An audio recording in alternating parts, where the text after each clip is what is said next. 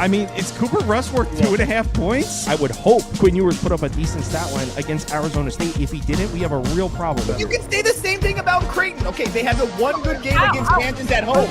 When Toast talks about the kicking market, it's like some earth is flat shit. Andy, true or false, this is going to be a dog walking. Dog walking. This is my dog walking of the day. I think it's going to be very ugly. Dog walking. I think this is going to be ugly. Hey, get the sauce. Greetings. Happy Thursday morning to you all. Hope you all had a nice Wednesday.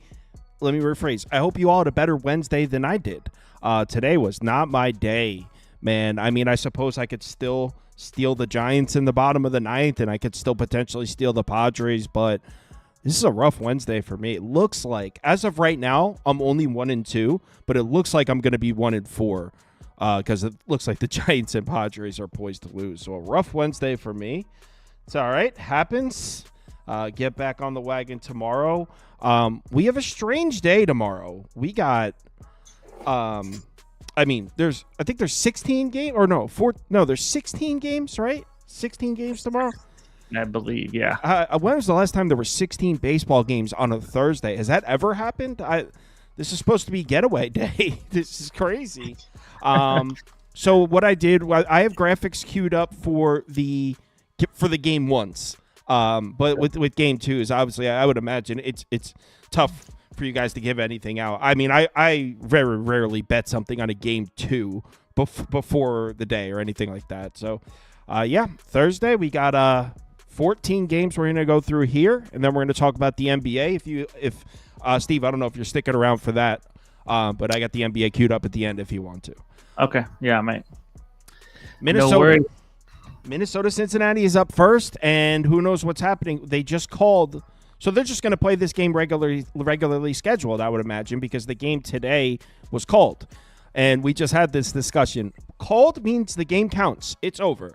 The Reds won 4-2. Game is in the books. They're not going to resume it. It is not postponed. It is called. Steez, if you're listening, it is called. The game is over. How that works, if you're new to betting baseball, when the game is called, I believe it's the away team has to bat in the top of the sixth. I believe that's the rule.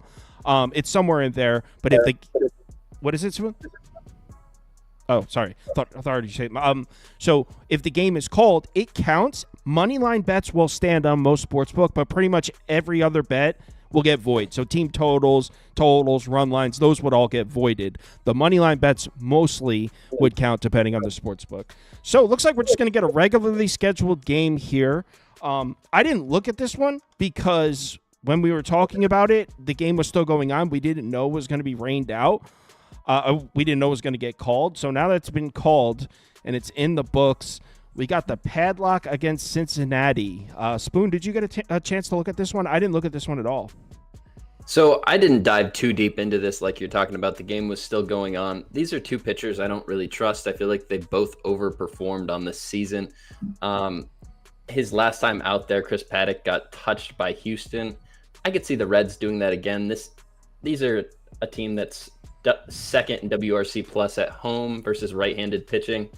I can just see them getting to Paddock. Nick Martinez on the other side, I think he has a better chance to get through these Twins bets, and maybe just a lean to the Reds and the over, but I can't trust Paddock here. I agree. I think you'd have to lean the Reds at the current price. It's sitting at about a pick'em, by the way. ESPN bet has it at exactly a pick'em, actually. So it's sitting at about a pick'em. The Reds bats seem to be back. I'll bring it up on the screen. We know the Cincinnati Reds lineup is about as streaky as it gets in Major League Baseball, and right now they seem to be on the uptick. They're one of the best lineups in baseball against righties in the last 30 days, last 14 days. I also don't like for Minnesota the fact that they kind of had the bullpen advantage tonight with Pagan going 2 in a row, and I thought tonight was a game where Minnesota could have stole late. Obviously, they didn't even get that opportunity. So the Reds got to steal a win without even having to use bullpen arms in the late innings. So it was kind of best case scenario for Cincinnati. So I agree, Spoon. It would only be Reds for me here. Steve, anything for this one? I mean, it's kind of like you guys. I didn't do a super deep dive, except for I did look at Chris Paddock a little bit. I actually kind of leaned Twins money line, but there's no way in heck I'm betting it. They've lost like 10 of their last 12. They're struggling mightily. But Chris Paddock, if you honestly just take out his 2 worst starts, which was his first start of the year and his last start, he has a 2.5 ERA. So you can look at it a lot of different ways. Is he a 2.5 ERA guy? Probably not. He does struggle more on the road, but without those 2 bad road starts, again, he's got a 2 ERA. Doesn't give any ground balls. Don't love to see that when you're pitching in Cincy. Just a 41% rate. And then Nick Martinez actually been pretty decent at home. Allowed 1 or less earned run in 4 straight home starts. So that's why I'm not going to bet Twins. It just seems like one of those weird early games. Twins have been losing all the time, and they find a way to win. But 2 top offenses. I'd have a hard time betting this game. I suck in early day games anyways this year, so I'm gonna stay away from this one. Yeah, it's been a struggle. You know what I don't glance at ballpark bell for this before we move on. I was literally just about to say that. What do you guys think about a first 5 over 4.5? You got to pay for it. Looks like you got to pay -125, -130. But I mean, like Spoon just mentioned, it's beautiful weather. It's number 1 on the board. There's a 17% run index here, 22% home run index. It's beautiful run scoring weather here. Oh, I'm sorry. It's second on the board. It's 16%, not 17%. I'm sorry. But it's still way up there, plus 35% home run index. If you are not big on these starting pitchers, I think we should see some runs. And honestly, the Twins lineup hasn't been that bad. It's been pretty average, maybe even slightly above average. I know it's a little streaky, but yeah, I'm going to switch from Reds to an over, but I'm not going to bet the game. Yeah, and you're actually going to see some really good weather today. I've noticed a lot of these games pretty hot, opposite. Pretty nice wind. Yeah, opposite of today. So, all right, let's move on to some greener pastures. And we're going to talk about the New York Yankees, and there's nothing green about these pastures here. What this is getting, like, it's beyond the point of a joke. I had the Yankees -1.5 today. Not gonna lie, I was pretty confident with it. If you asked me before what my favorite bet of the day was, I would have said this one or Cubs money line at -142. Those are my 2 favorites. Obviously, Cubs got rained out. Man, I don't know what's going on. It almost defies what we know about baseball for it to be stretching. If it was a couple days, okay, but. Now, and obviously, baseball, you shouldn't react to anything that happens in a 5 or 6 day sample size, but this is alarming. And you know what? People were trying to warn me yesterday. I don't even remember who it was, but when I was like, Yankees bounce back, there was a few people like, I don't know. Look, it's lefty pitching matchup, and it's beautiful weather for scoring runs on lefties. It's going to be hot. You got real nice wind blowing out to left field, so righty pull hitters should be able to put the ball out of the park fairly easily. Plus 40% home run index, which is the highest on the board. So it's beautiful weather for scoring runs. That being said, what are your thoughts on this Yankees lineup right now, Jabo? It's going to be typical Yankees lineup where when they break out of it, they're going to get about 18,000 runs in one game. And you want to be the guy that jumps on it. That's what I thought. I was that guy today. I thought I was that guy. I thought they were going to go nuts too. I saw a lot of Yankees people, but in all honesty, you kind of mentioned it. But in this game, my favorite bet is the under 5 in the first 5, and then I saw weather and I said, "There's no way," because I really do. I can get a 5 in the first 5. I mean, normal circumstance, I'm jumping all over that because the Yankees obviously ice cold. Anderson already faced them before, and also if I didn't just close my notes somehow, there we go. Aaron Judge, Giancarlo Stanton, and Cody Bellinger. How about a combined 6 for 48 with 13 Ks off Tyler Anderson? It's been ugly. So, again, like I said, I like the under, but I'm not going to play anything just because you got the weather telling me one thing and these Yankees bats telling me another. So I'm kind of staying away here. I think Rodon can, he can pitch well, but I don't know. Angels have been pretty good against lefties. So I don't know. We'll see. I'm probably not gonna have a bet in this one. But if the Yankees can't break out in this game, I mean, I think it's panic time when you have 90 degrees, wind blowing out. Well, that's what I'm saying. But that was today. If the Yankees can't win this game against Kakanowicz with a taxed Angels bullpen, if the Yankees can't win this one, it's panic time. That's what my thoughts were on today's game. So it's really panic time here. I doubt you're going to see Kenley Jansen for the Angels, by the way. Maybe, but he pitched 3 of the last 4 days. Only 13 pitches tonight. Zephyr Hahn, you're not going to see. He's pitched 3 days in a row. So, I mean, the Angels' bullpen is a little bit on the compromise side. I mean, the table's set. The Yankees should destroy the Angels in this game. Right now, we've gotten 61 votes in, 62% on the Angels, just 26% on the Yankees in Yankee Stadium with Rodon on the mound. That's so crazy. Usually, I've been doing this for 4 years now, and Yankees at home, Rodon against the Angels, it's like 80% automatically on that poll. This is crazy what's happening right now. Spoon. And real quick, the crazy part is it wasn't too long ago they just got to Bubic. I mean, I don't understand. They got to Bubic, they crushed Noah Cameron, and then all of a sudden it's just one of those baseball things you can't explain. I don't think. You're actually pronouncing that wrong. It's not Bubic. It's Bubic. According to Steez in the voice chat, who very famously mispronounced pitchers' names, and he's not joking. It was Chris Bubicek tonight. Bubicek. The goalie. Okay, yeah. Yeah, Bubicek. So, Spoon, what are your thoughts on this? I am putting up over. Play the weather, play the Yankee bounce back. I just played the Yankees bounce back. Cost me some money. I am close to pulling the trigger on this over. What are your thoughts, Spoon? I like it. If you're going to put me on the board for one thing, it's going to be Yankees -1.5. This is a pitcher for the Angels that throws 2 fastballs that don't look that different from each other over 60% of the time. Then his only other pitch is a changeup. The weather is beautiful here. If you look at the Yankees bats on the season, they're still second overall in WRC+. If you look at the last 14 days, they're 24th. And what that tells me is they have some positive regression coming. I think Tyler Anderson's the guy to hand you that. I understand everything you're saying. The Yankees bats are dead. There's so many different ways you can kind of pile on them here recently, but Tyler Anderson kind of struggles with lefties. He has those reverse splits, and I feel like the Yankees are in a good spot. I think they can stack probably 4 or 5 lefties in there. Cody Bellinger will be available. Jazz Chisholm. You got a switch hitter in Jason Dominguez, Austin Wells. I think there's enough ways they can get on the board. I don't want to do the Yankees team total just because it's already at 5.5, and it just seems too much. The Angels bats, though, on the road have been one of the best bats in all of MLB. So I like that over. I'm not going to bet this game, but that Yankees -1.5. I think this is a spot they clean house. I agree. And to your point about the Angels bats, we know we trust the Angels bats more on the road. We know that. And what I was just saying about righty bats and this wind blowing out to left field, I mean, that also applies to Rodon. I know Rodon's been a beast in Yankee Stadium, not trying to take anything away from him, but the Yankees have the Angels lineup is loaded with righty bats. So, I mean, a pop fly might go out of the park here on Rodon. So I wouldn't be crazy surprised if Rodon gives up a couple too. I actually think he's going to. So, yeah, I actually might bet that over, to be honest. I'm circling it. I think I have 3 bets open at the moment. I might place that one.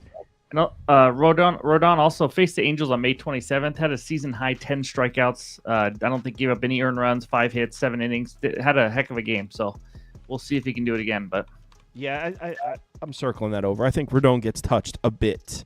But I agree. I think I'm mostly counting on the Yankees to put up a lot of runs and snap out of it, but that's been disgusting.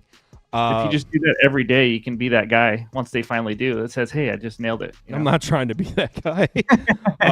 Rockies, Nats in Washington. What was the final score of this game? 2-0? Like 3-1 or something. 3-1? I didn't watch a single pitch of this. Didn't have a bet on the game. I saw Marquez through a gem. One Rockies, yep. I mean, I rinse and repeat what I've been saying. I think that we were making fun of the Yankees. Yes, we're talking about a smaller sample size there. We're talking about with the Yankees, like 5 or 6 games now, where Aaron Judge is like 2 for 23 with 14 strikeouts. Saw on Twitter.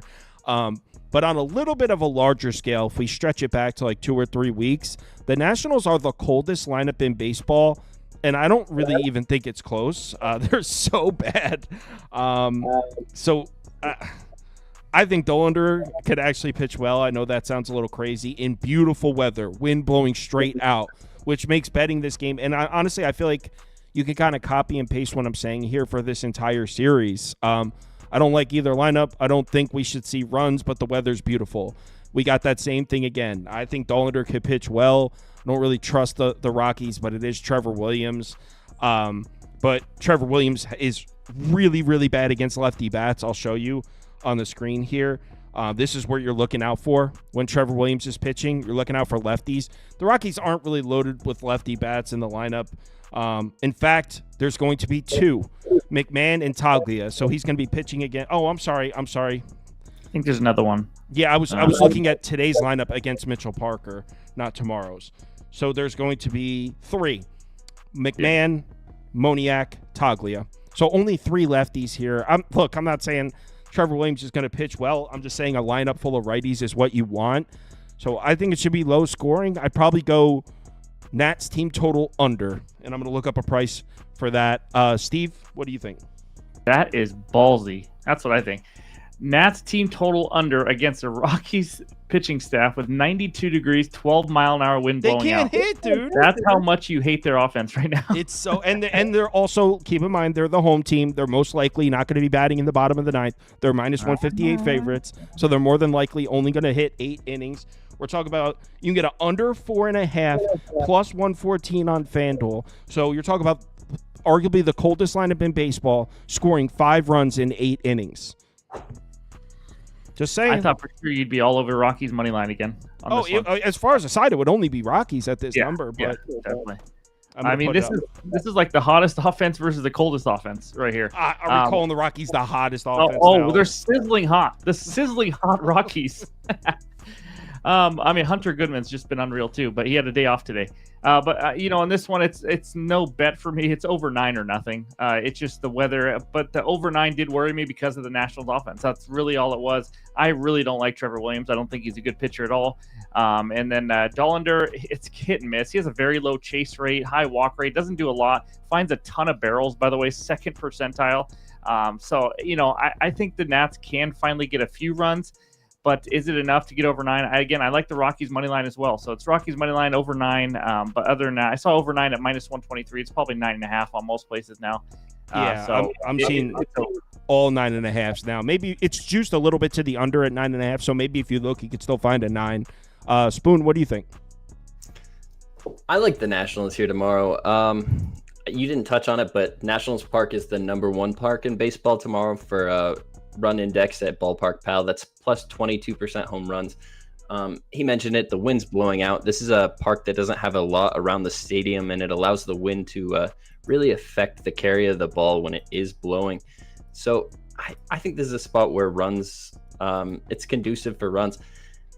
The Rockies, we joke, but over the last 14 days, they have the number 1 OPS in baseball. They have the number 1 WOBA in baseball.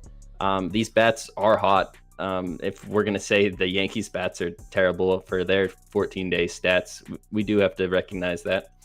I look at just a full game over. I'm not going to bet this game, but I think the Rockies could sneaky find a way to win this game.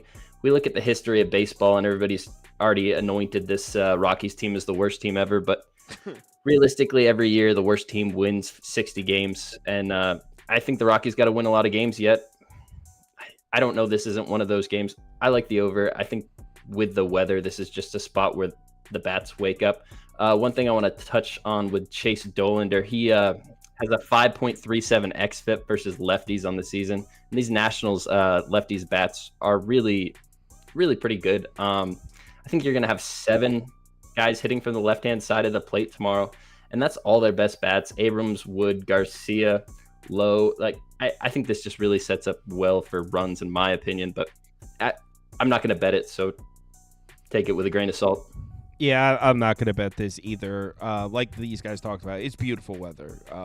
Gorgeous, absolutely gorgeous out here in D.C. But you know what? The weather was pretty good for scoring runs today. It was 3-1, so we'll see.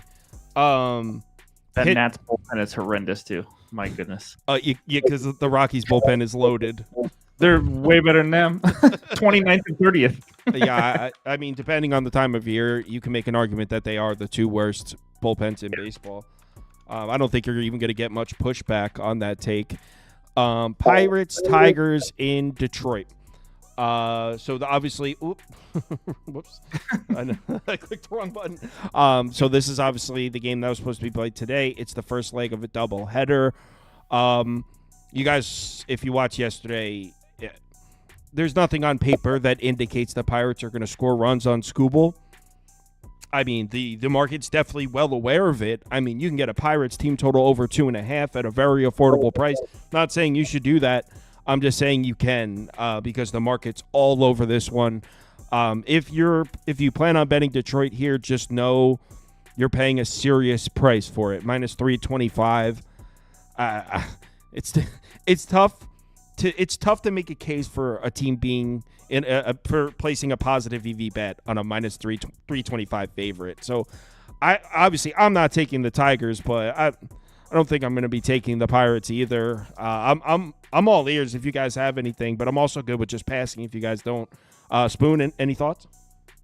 Yeah, we have opposite sides of the spectrum here. The Pirates bats are the worst team in baseball versus lefties, and the Tigers bats are the best team in baseball versus lefties. This is a terrible game. I don't think there's a lot of betting value here. Scooble's going to shove. I think they're kind of robbing us of a great matchup. We could have Skeens and Scooble tomorrow. They're both going to pitch. Why is that not going to happen? Say that again, Steve, by the way.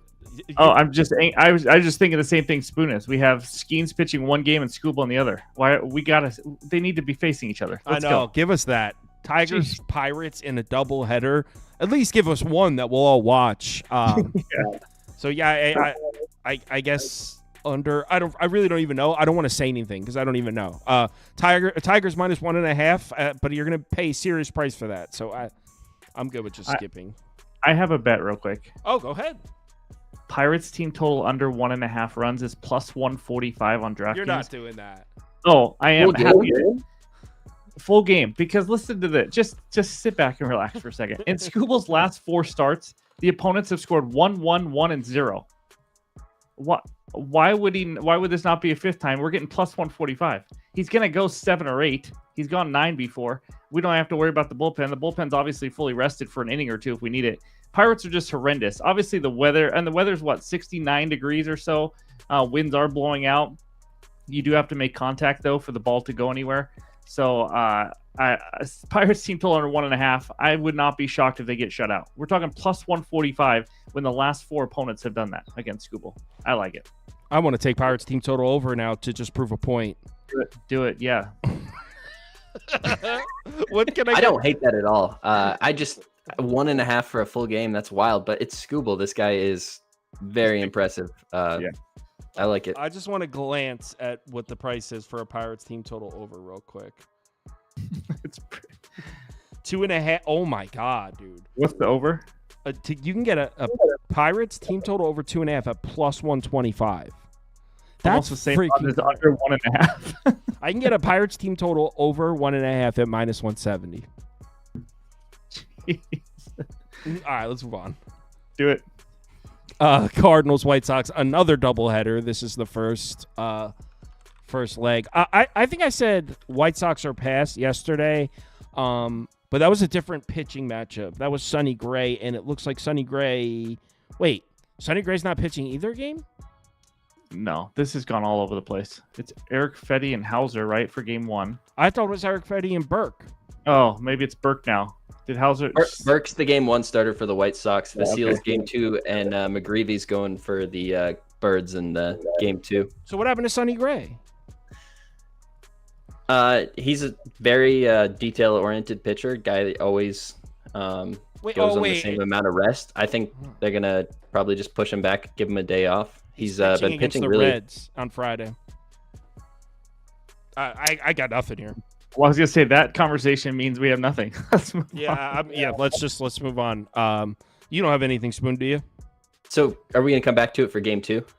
No, this is it. It's Red Cardinals, White Sox, game 1 and 2. What do you got? I think we got some value with the rookie on the mound for the Cardinals tomorrow. This guy's got a ton of different pitches. See if I still have his pitch mix pulled up here. I think he's got 6 or 7 different pitches. Really impressive first 2 outings for him in the majors here. This is a White Sox team that I think he can pitch pretty well against. Just build a -1.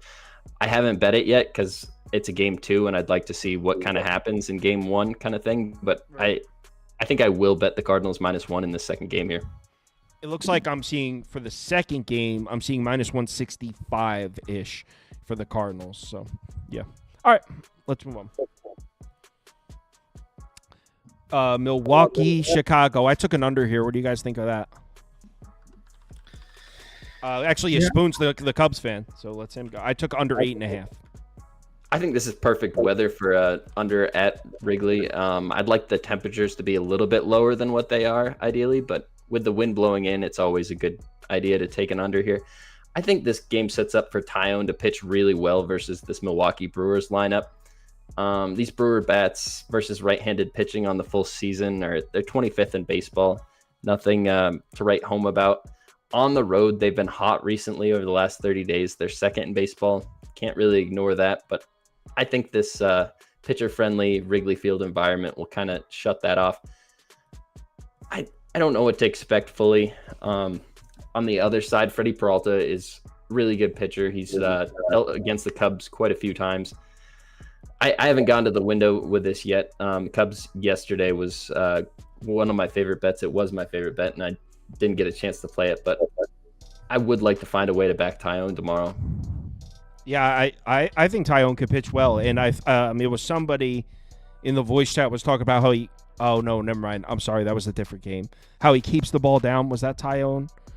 I think I'm mixing up games there. But yeah, you got very, very slight wind blowing in, but you have wind blowing in at Wrigley. Again, it's slight wind, but it's dead last on the board and run index, minus 14%. The next closest is minus 5%.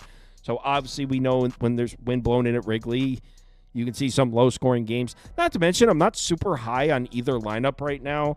I feel like, and you guys have probably heard me say this like 3 times, I feel like everyone has short memory with the Brewers. All it takes is one game where they score 6 runs, and it seems like everyone forgets that they were trash for the 2 weeks before that. In the last 2 weeks, this is a bottom 10 lineup. They're 18th in WRC plus against right-handed pitching in the last 2 weeks. Their numbers on the road are actually pretty good, so they have been hitting on the road. But last couple righty starters they saw were Ben Brown and Miles Michaelis. Didn't do much against either. So I think Tyone's going to be fine. And then we're talking about fastball Freddie against a Cubs lineup that really hasn't been setting the world on fire. In fact, in the last 2 weeks, the Cubs are a bottom 5 lineup, 26 in WRC plus. In the last 30 days, they're a bottom 5 lineup at home. 25th in WRC plus, so bottom 6 lineup. So 2 lineups that I don't think are playing their best baseball right now. 2 solid pitchers on the mound. Slight wind blowing in at Wrigley. I think this should be I think this should be a flat 8 juice to the under, like an under 8 minus 120. So I think I'll get good CLV on this one. Steve, what are your thoughts? I don't have a ton in this game. I was kind of on the same page as you. I kind of like the Brewers team total under, but at 8.5, more I listen to it. I don't mind the under full game. Also, obviously, you got 2 bullpens that are not great, but they're fully rested and all that. So it'd be either Brewers team total under or just full game under. So I'm kind of on the same page as you. This Cubs offense hasn't, like you said, really impressed me that much lately. So yeah, it's under or pass. Yeah, I mean, I'm sure they'll tick back up at some point. Just right now, the Cubs offense is not setting the world on fire. That's all. Didn't want Spoon to get mad that I was dissing his Cubs bats over there. So how do you feel about the Tigers, Sauce?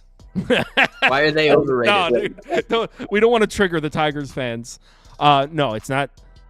What I was trying to point out, and it spiraled, is, and the market is starting to catch up a little bit, but we saw the Tigers opening up as a home favorite against the Reds with Brady Singer on the mound as minus 115 favorites. So basically, I was saying the market doesn't think you guys are shit, and I don't think being in first place in early June is worth anything. We'll see. I still think come the end of the season, the Tigers are going to be well, it's tough to say because the AL is so trash. It's so bad over there. But I still think that the Tigers are going to be a serious step behind the best teams in Major League Baseball. I think there's 4 or 5 teams in the NL I would clearly take before the Tigers. But hey, we'll wait. Time will tell. How many teams in the AL do you think are head and shoulders above the Tigers? None? I mean, it's tough to say right now because this sounds crazy, but I would take the Yankees over the Tigers. I know right now, but I would take the Yankees in a series over the Tigers. Jesus. It's pretty bad. I mean, like, I still are the teams in the room with us right now? I still think Cleveland's pretty good. I mean, I think Tampa's a little bit of fool's gold, but I mean, they've been winning left and right. I think that the Tigers are in that discussion, though. Just they got off to a crazy start, so it's kind of there's kind of wool thrown over the fact that in the last, let me see right here, they're 9-7 in their last 16 games. I mean, they're losing all the time. I think they're a 90 to 92 win team maybe, and they got off to this crazy start where I think they're going to be slightly above 500 and even out a little bit.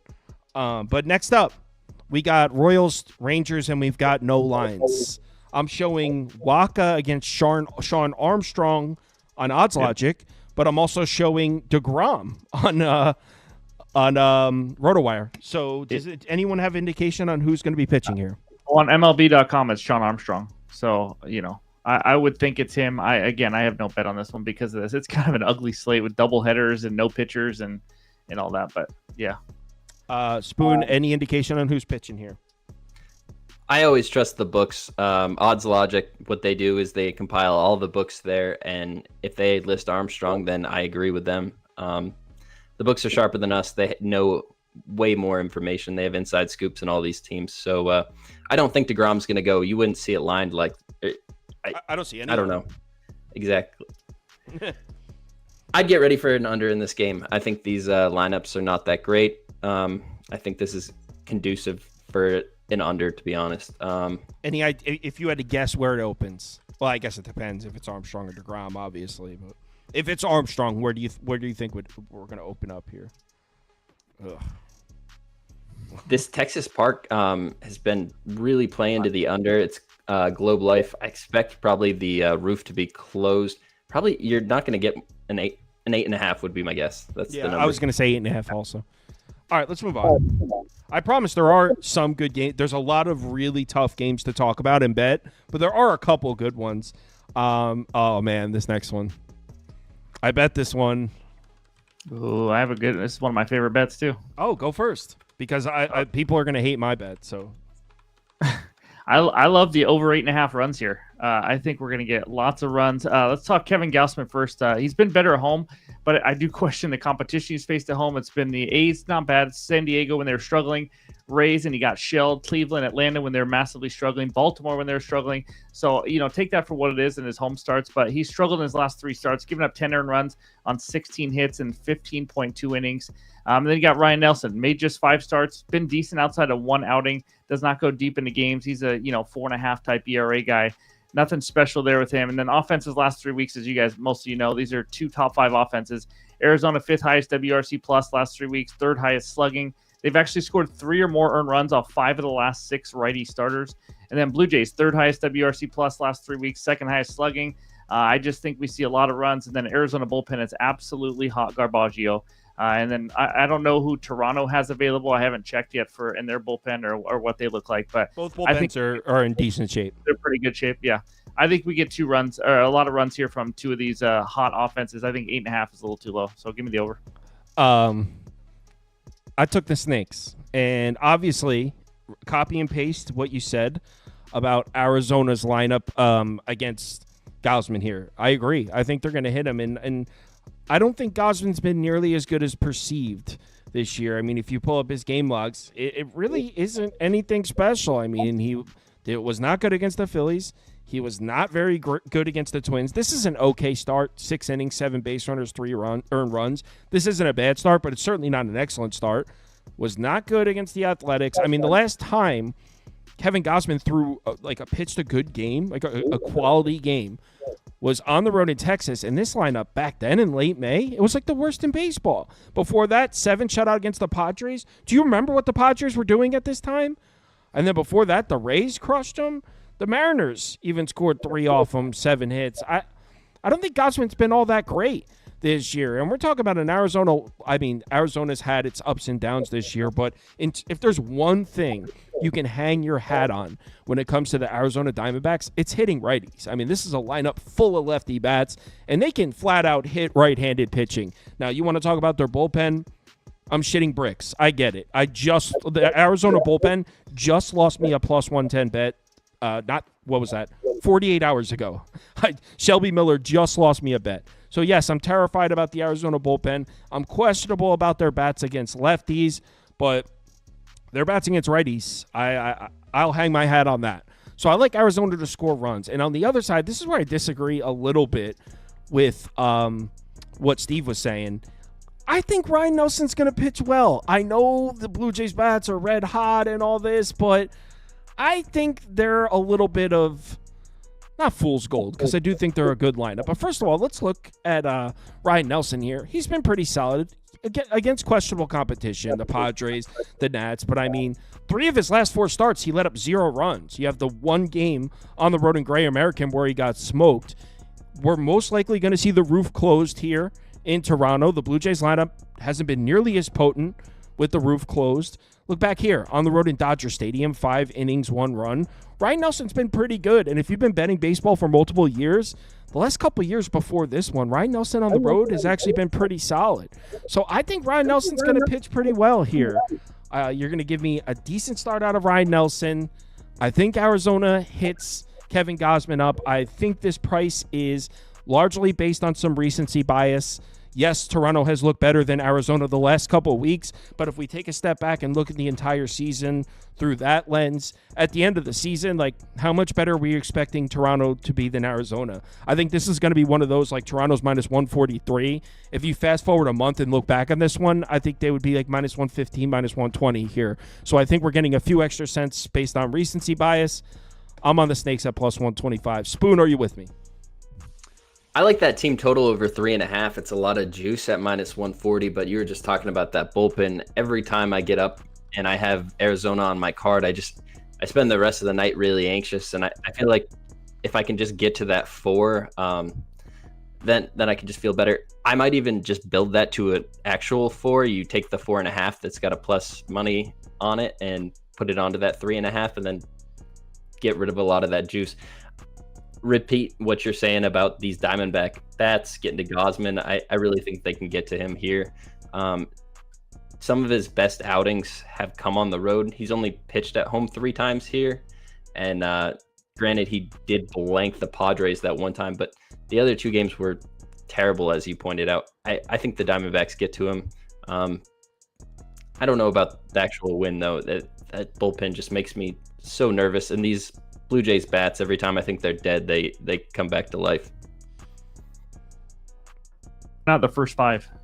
Why not the first? I thought about the first 5. Plus 110. I know you get a little bit less, but yeah, it was plus 110, and I don't know. I don't really love betting first 5s. Like, I would have bet the first 5 here if Arizona's bullpen was taxed. They're not. Everyone's available. So I thought plus 125 was worth it. If they were missing arms, that's where I'd really look towards the first 5. I mean, they have the arms. It's just whether or not you trust them. So, I mean, yes, I'm terrified of those late innings. But, yeah, it's Free Thinker says Kyle keeps betting against the Blue Jays and losing. I picked Toronto yesterday on the show. Literally yesterday. I said Toronto. All right, let's move on. Not much of a free thinker. Next up is Cleveland, San Francisco, and Spoon, you can go ahead because I agree with everything you said in the voice chat about this game. I think it's a Giants spot all the way. Yes, I just lost a bet with the Giants here, and I mean, I know a couple of people are pissed at the Giants because they backed them 2 days in a row. I just backed them today. I actually remember I was one of the people saying, I think Cleveland might get to Robbie Ray, and everyone was calling me crazy for that. So I wasn't on the Giants 2 days ago. I was on them tonight. But I agree. Spoon's about to tell you that it's a Giant spot, and I agree with him. Yeah, put me on the board for Giants -1, -118. Logan Webb at home. He's one of the best pitchers in baseball. Oracle tomorrow is going to be very pitcher friendly. -27% home runs and -4% on the run decks, according to our friends at Ballpark Pal. I think this is just a spot where these Giants bats really can get to Gavin Williams. This is a guy that has a lot of control issues. He's going to put runners on base, and this Giants lineup just got a lot deeper by adding Devers to the center of it. I see a lot of roads to victory here. I don't trust the Guardians bats. Logan Webb, I just got to back him. -118. I think it's great value. Yeah, I mean, I said it yesterday. I do think this Giants lineup is better with Devers, and we haven't really seen it yet. In fact, if you look at the Giants' offensive numbers over the last couple weeks, it's really bad. Like, they're one of the coldest lineups in baseball, but I think Devers gives them a boost, and we just haven't really seen it yet. Like I said, I just took a loss with the Giants, so I'll just put Giants up for me, because the only way I would do it, maybe that Giants -1, maybe lay the juice, maybe maybe just Giants -1.5. It would only be Giants because I think they win this game, but at the current price, I'm not sure if I'll be able to get anything down. What do you think, Steve? Yeah, I mean, this is one of those where I wanted to ask you guys, because I'm really close to pulling the trigger on it, but I like the Giants team total over 3.5 here at -125. I think that's kind of a nice buy low spot. They're not swinging it that bad. They've scored 3+ runs off 7 of the last 10 righty starters, and the crazy part about that is that includes Dustin May, Yamamoto, Strider, Schwellenbach, Cease, Pavetta. I mean, we are talking legitimate right-handed starters, and they've scored 3+ off 7 of those 10s, and those guys are some of them. So day game in San Francisco, I believe that means maybe a little better hitting conditions than the nighttime cool air there by the Bay. But also, Gavin Williams on the road, 4.4 ERA, 4.74 xFIP, been better versus lefties, but still a 4.33 xFIP versus them. Guardians bullpen, I don't know who they used tonight. I have not checked yet, but I know they used Gaddis and Clase on Tuesday. But I just think this is one of those spots where the Giants finally break out. Devers is a huge help for this offense. Really gives us some more depth and length and that power in the middle of the order. So I think this is a great spot. I'm just curious to see what you guys think about it, because like I said, I'm close to pulling the trigger on this one. I like that because I was just saying, I think the Giants bats are a little bit undervalued based on the last 2 or 3 weeks. Over 3, I don't love betting the team total over. My bad, I'm getting the Padres game right now. They have the bases loaded.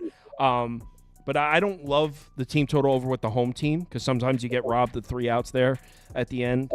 Spoon, what are your thoughts on a potential Giants team total over 3.5? So you're talking about not getting that bottom of the 9th. You also get the value of that baked in from the books, because they know that same thing. There's not a lot of variance baked into this game. There's a 7 here. Like I mentioned, Oracle's pretty pitcher-friendly in general, and it's pitcher-friendly weather tomorrow. The 3.5 is almost too much for me. I could see the Giants winning this game 3-0. I don't want to endorse it. I don't hate it at all, but I would like it better if we had more bats here.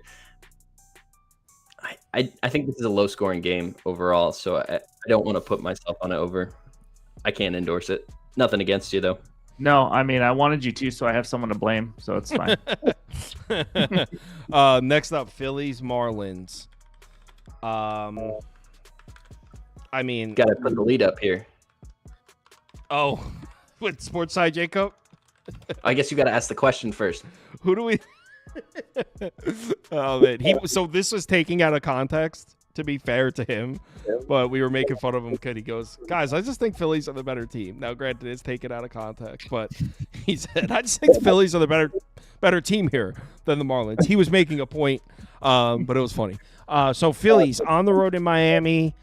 Now, keep in mind, when you're looking at Cabrera's last 2 starts, one of those was cut short by weather. So it looks like he only went 3 2/3. Let's go.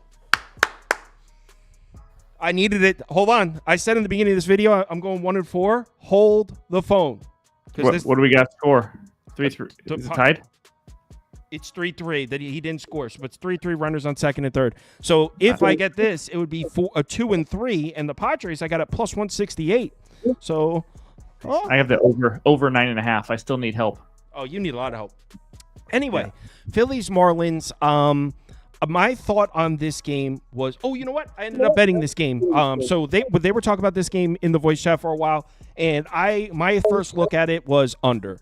I thought Christopher Sanchez would pitch well. I know the Marlins have some decent-looking numbers against left-handed pitching. In the last couple weeks, they've been all right. Against lefties, they've actually been pretty good. But they had – oh, no. Nope, he didn't score. 3-3. So, but they did not get to Ranger Suarez at all. I think Christopher Sanchez will be fine.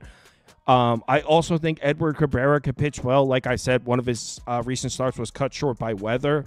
The Phillies bats haven't been all that great. They've been a little bit hit or miss. So I like the under. I couldn't bet it because of the 7.5. What I did bet, and I tailed some people in the voice chat, was right here. I took the first 5 under 4.5 minus 140. I think this should be a flat 4 minus 115. Like, I don't know why they were letting us get this 4.5 and minus 140. So I bet this. Was telling some people in the Discord. Sports Scientist Jacob's super chat. Guys, Phillies, I think, are the better team. Let's bring it up again so you can see the quote. I just think Phillies are better than the Marlins. They're the better team. Hot take. So, yeah, that's the Padres are done in the ninth. So it's 3-3 going to the bottom of the ninth. Spoon, what are your thoughts, Phillies, Marlins? I'm really close to betting the Phillies -1. There's a ton of juice associated with it. It's a -145 bet I would have to do. I see the Marlins versus left-handed pitching over the last 30 days. They're top 10 in baseball. Over the last 14 days, they're top 5 in baseball. But I think Christopher Sanchez, he's a ground ball pitcher. I think he matches up well. I think this is a stadium that he can pitch pretty well in. I don't trust Edward Cabrera. His pitch mix looks a little different than this year than it has in the past. He's throwing his changeup more than any other pitch. This guy, I just never trust his control. Every time he goes out there, I expect a few walks out of him. And I think this Phillies lineup, even without Bryce Harper, can make him pay. I haven't bet it yet. That first 5, 4.5, I really do like that. Also, a lot of juice associated with that. And putting Cabrera in that first 5, I can't quite get there with, but I probably will bet that Phillies -1. That's all I got. Said, what is a -1? Never seen that before. Some sports books offer it. It's just a different variation of the run line. Obviously, you get a push on a 1-run win. Not all sports books offer it, but several do. So actually, every sports book offers it because you can build it yourself. You take a money line and a -1.5, and that's generally the best way to do it. The only public sports book that offers the -1 is DK. They generally take a few cents from you when you do it that way. You can go build it at other books, but it's a good way to bet in baseball, in my opinion. You're not taking money lines out of this. You're getting rid of the -1.5s. And that's how you need to compare it in spots where you would lose the -1.5. You end up getting a push here, and you get to keep that money in your bankroll and continue rolling it forward. Steve, what are your thoughts? First 5 under, that's what I'm on. I don't like this game, but I can't believe you're getting a 4.5. To be honest with you, it's -140. Yeah, but it's just still, I like that one if anything. But I had under or pass on my notes. Sanchez has been solid this year. The only time he's really struggled even a little bit, where he's given up more than 2 earned runs, was 1 in Sacramento, 1 in Coors Field, and 1 against the Dodgers. So I mean, this is a great environment. Marlins are just bad against lefties. I like under if you want to go Marlins team total under, but I'm with Spoon a little bit. Cabrera's control, I don't know if it's like PTSD from before his injury, but I just always think he's going to walk like 3 or 4 guys every time he goes out there. He has been a little bit better maybe, but it's under or pass for me. So that Marlins team total under, I thought the same thing. It's 2.5. Yuck. Yeah. All right, let's move on to the next game. We got 4 games left. Mets, Braves. I have no idea. I'll tell you straight up, I want to bet the Mets. That's my exact notes. I want to take Mets. Ass sauce. Yeah. Your notes are solid, according to me. Yeah, I want to take the Mets here. Obviously, Spencer Strider's tough to trust. Clay Holmes has been solid. I want to take the Mets, and then I'm putting Mets up. It's Mets or pass, but I haven't really liked the way this series has gone for New York so far. And look, the Mets bats. This describes a lot of teams in Major League Baseball, but the Mets bats can go ice cold with the best of them. They're the type of lineup, not quite the Cincinnati Reds, but they can go from 0 to 100 and 100 to 0 real quick. Seems like they might be hitting 0 right now. Obviously, they got blanked tonight. I think they should get to Strider because Strider hasn't been very good, but I am a Mets fan, and I want us to avoid the sweep. So Mets are pass, but I don't feel very strongly about it.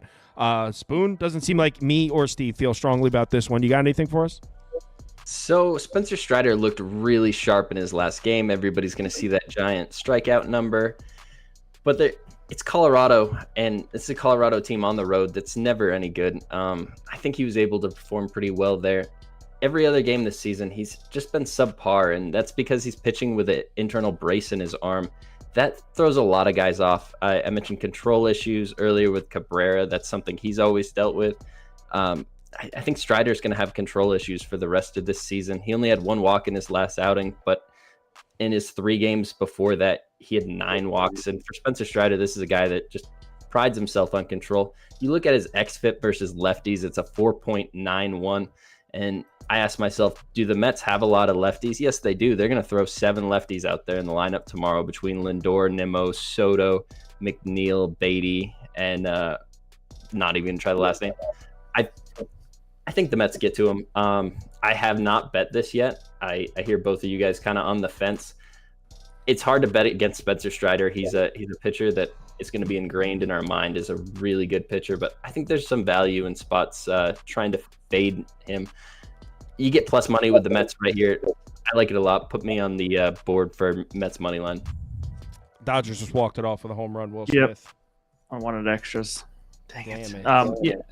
I mean, Spoon almost talked me into the Mets. So obviously, Mets lost 5 in a row, just got blanked. Everyone's gonna be on the Braves here. It's not easy to sweep a team, no matter who you are. I've actually won some good plus money bets just by saying it's not easy to sweep a team. But like he said, Strider, great game last game. It doesn't matter to me. It was the Rockies. Strider gave up 8 earned runs in 2 starts prior to that. I don't think he's fully back. Some people think he is already. I'm not sure why. Mets are familiar with him, by the way. Francisco Lindor, 6 for 16. Brandon Nimmo, 8 for 16 with 2 bombs off of him. This team has seen him. They know what they're facing. It's a tough one to take, but I might take a half unit here on the Mets money line at plus money. But it's tough. It's tough to take a team that's playing the way they are right now. One last note on that. I was looking at his pitch logs. His fastball's sitting 94 and 95. This is a guy that we're used to having 98, 99 in his back pocket. His fastball is clearly not right, in my opinion. I'm betting the Mets. I see a plus 110. There we go. Yeah, 95.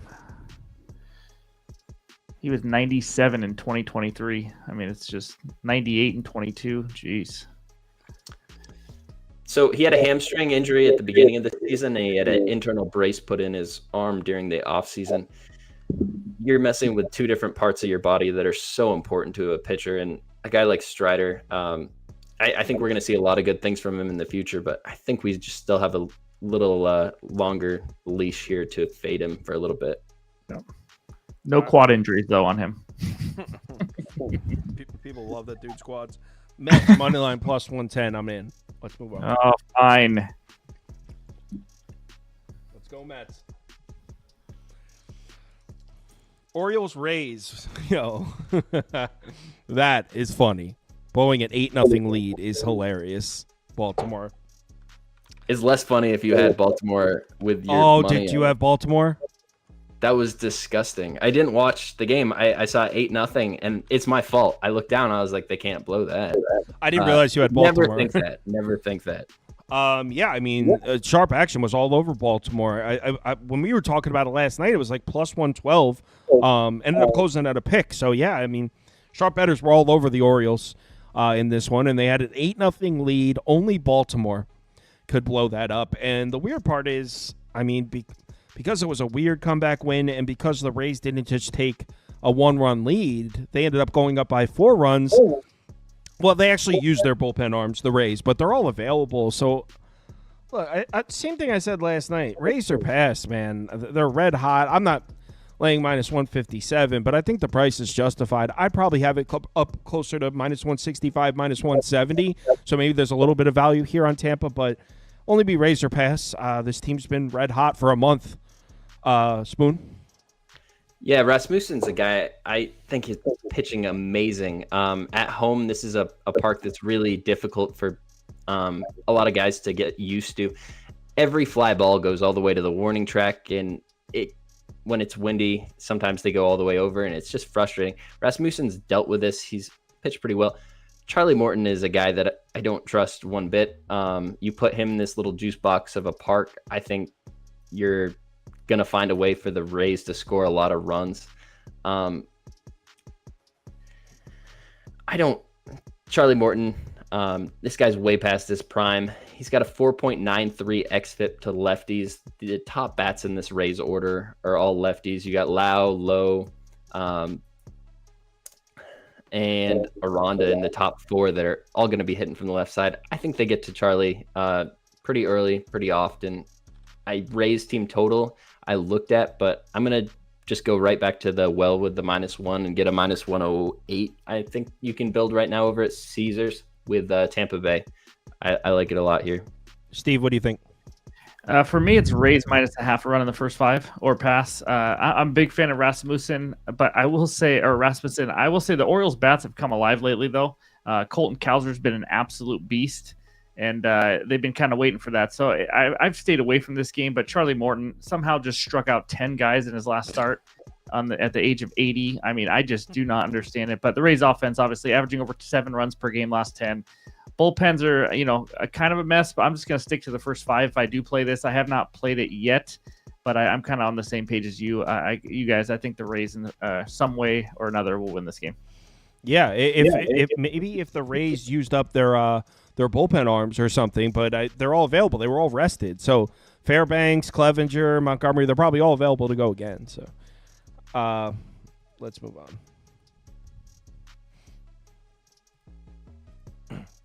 Houston Athletics in Sacramento.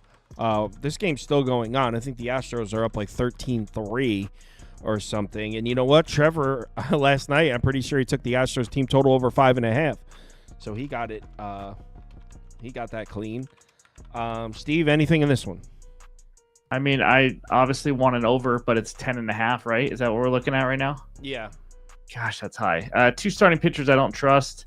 Astros are hitting the ball well on the road. If you guys remember earlier this year, they could not hit the ball at all away from Houston. I think they get to Jacob Lopez here. A's lineup not hitting well at home for some reason.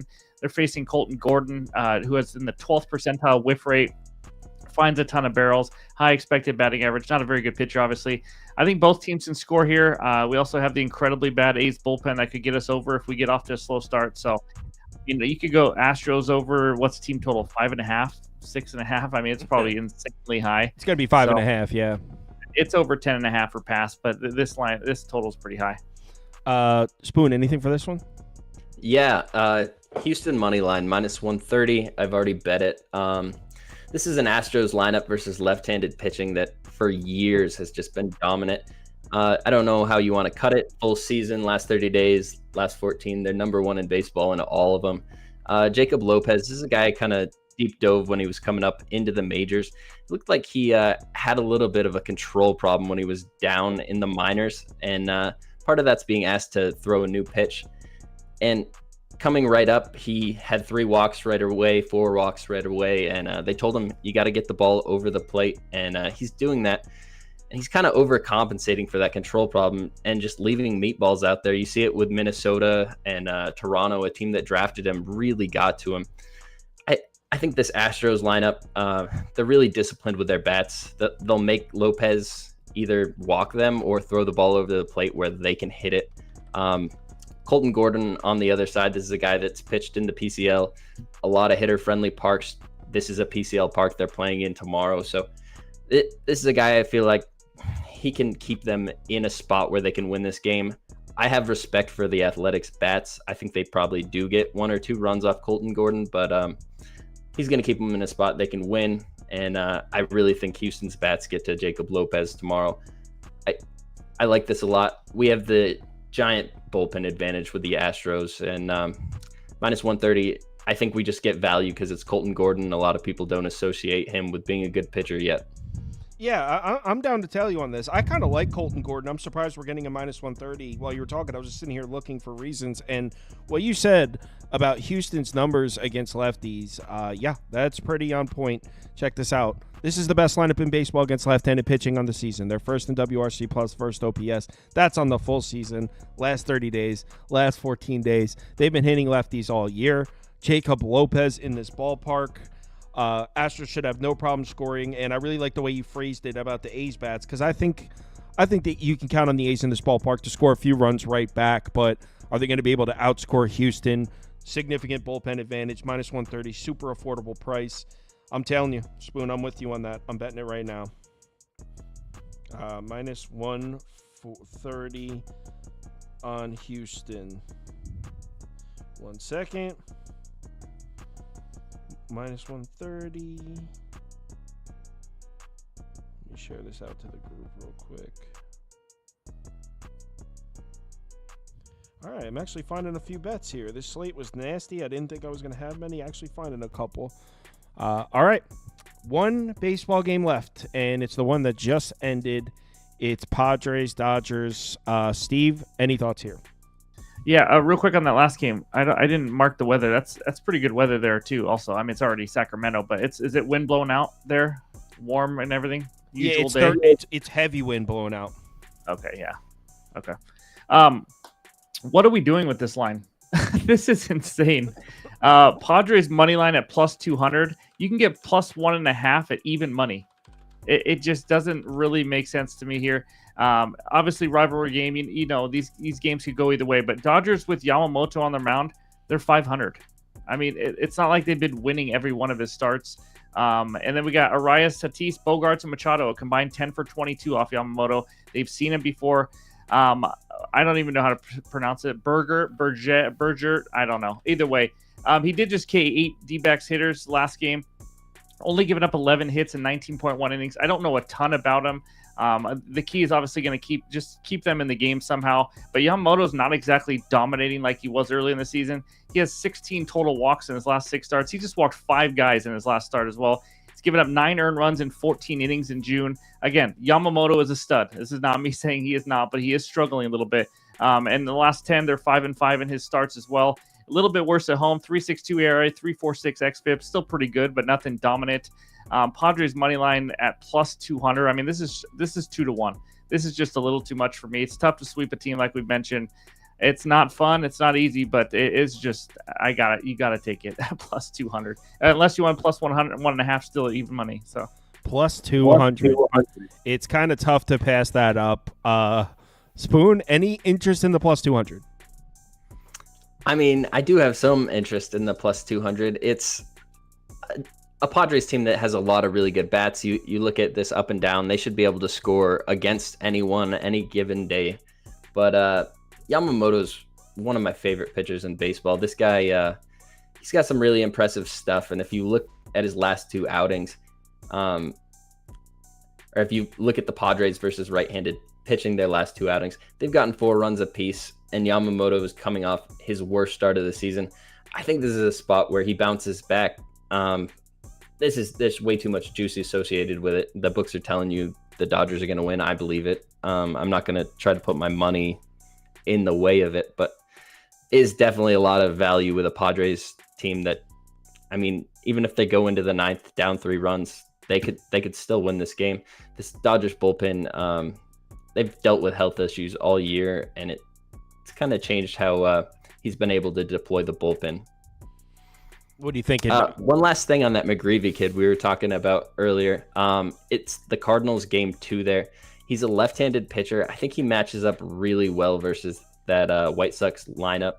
He has 7 different pitches, and he's really fun to watch out there on the mound. This is a guy I think we're going to get some value with here a few more times, and the White Sox are probably going to have to be throwing a bullpen out there. I may go ahead and just bet that -1 actually before the game 1 starts. I'm going to look at some stuff in the morning on that, but I think Cardinals game 2 is a good back. Cardinals game 2 with McGreevy on the mound. I'll keep it in mind. For this one, I mean, I don't want. I just lost the Padres at plus 168 in the bottom of the 9th. A little torn up about it. Padres plus 1.5 or pass. I think the Dodgers are going to win the game. I don't really want to take a loss on the same team 2 days in a row. Not that should influence your decision making, but Padres plus 1.5 or pass for me. Steve, where can these people find your stuff? For those people who weren't here during the NFL season and saw Steve on the Sunday morning shows. Yeah, you can find just a Bet Outside channel on YouTube. I'm also on X. And we talk MLB, NBA, NFL every single day. Have a lot of fun doing it. Give out a lot of research help for you to make your own bets as well. But always fun coming on here. It's been since the NFL season. Been way too long. But it's been cool. Yeah, this is the first time you've been on since football season ended. Steve was on pretty much every Sunday morning during the NFL season. So it's first time having on since. Been a while. Spoon, where can the people find your stuff? Yeah, I'm going to be here for the rest of the week. I'm going to be doing a couple days right here with you, Sauce. And then tomorrow morning, I'll be at the Pub Sports channel on YouTube doing a show with my friend Jimmy and Jose. We're going to be going through just like we do right here. And then on Sundays, I do my own show with my friend Wine Time right on the Pub Sports channel. And it's all baseball related walk-off wagers. Find my bets all on X at Spoons Bets. Thanks for having me on again, Sauce. Of course. Great meeting you. I'm going to talk some NBA. Guys, enjoy your night. All right, take it easy. Later. All right. NBA Game 6.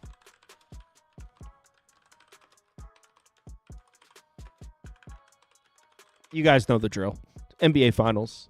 It's not much handicapping to do here. These markets are going to be efficient. They're taking so much action already.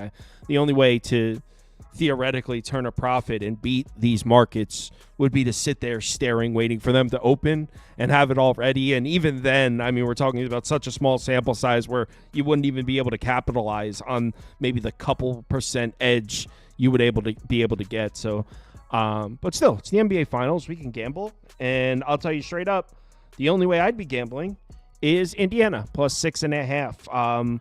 And if you've watched the channel, you already know the reason. It's because Oklahoma City, well, a couple reasons. Number one, this has been the price throughout the playoffs here, not just for Oklahoma City, but all the top-seeded teams. We saw Cleveland laying big numbers to Indiana. We saw Boston laying big numbers to the Knicks.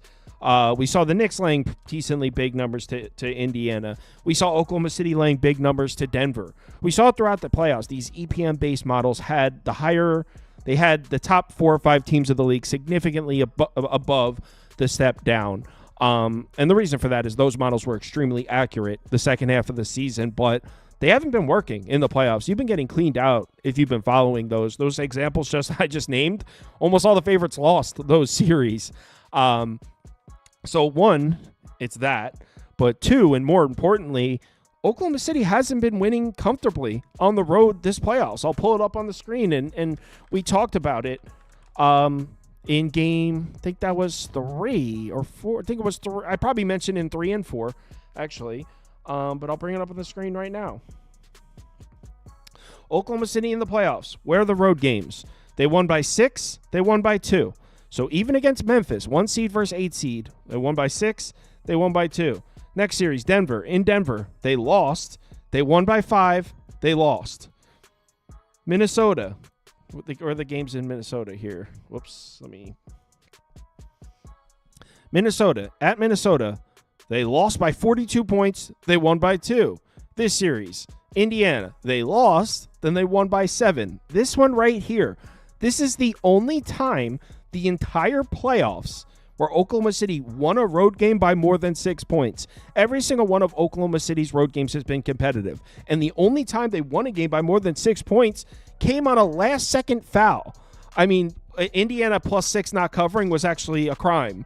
I didn't bet it or anything. I put down like a crazy same-game parlay or something or whatever. So I wasn't really heartbroken over it. But yeah, SGA took a foul with 7 seconds left in a 5-point game. He made both free throws. Halliburton launched a 38-footer after that. So Oklahoma City has not covered this number on the road once, other than that one time that just happened, which was on a foul with 7 seconds left to hit 2 free throws. So yeah, I mean, long story short, Oklahoma City's road games have been extremely competitive. We know Indiana's been arguably the hottest team in basketball for the last month, other than probably Oklahoma City. I'm not laying 6.5 points to them. I don't know if I actually make the bet against the spread. I'll probably just place the same game parlay just to have some fun like I have been doing. Like I said, you're not going to beat these markets. But yeah, beat Pacers plus 6.5 for me. All right, everyone, thanks for watching. Betting league stuff. Give me about 20, 25 minutes. I'll have it posted. Yeah. I'll be up a while. I've been staying up till like 4:30 Eastern doing college football stuff. So if you need me, I'll be up looking at college football notes. So I'm reachable. Just hit me up in the Discord. Not that you would ever need me for anything right now. This time of the year, we're kind of in cruise control now. Just baseball through the summer. So yeah, but if you have any questions, need anything, text alerts hopefully this week. But I'm not going to say that because I said it 2 weeks ago, And Twilio is still... Oh, man. I don't want to say anything negative about Twilio because I'm hoping to continue my relationship with them. But let's just say getting the A2P registration... All right, real quick. If you guys don't know how this works. So Twilio is a SMS text message alert company. And what I would pay them for is to send mass text messages. I'm not talking about like 20. I'm talking about like thousands of text messages. And I'm setting it up where if me, Toast, Scoop, Jess, anybody with the network, Trevor, Spoon, anyone that bets with us, posts a bet onto the site, you will get a text message alert with it. A lot of people have asked for it, and I think it's a good thing. So I'm setting that up. And the amount of text messages that would be sent, it's not something I could just set up with a phone. Like, it's going to be thousands and thousands of text messages a day. Setting this up and getting approved is like, dude, I almost drove to Twilio and choked customer service out. I've been so mad. So I've been in the process of getting this working for 3 or 4 weeks now. Still waiting. Hopefully, I'm on the final stages of it. I'll let you know. But as soon as that's up and running, it's really, we need it for football season is what we need it, because getting on those lines early in the week, obviously, as you know, is huge. Getting a +4.5 instead of a +3.5 is massive. So really wanted to get us set up for football, but obviously it'd be nice to have it up and running for baseball as well. So I will let you know as soon as I get approved for that and it's up and running. I will let you know immediately.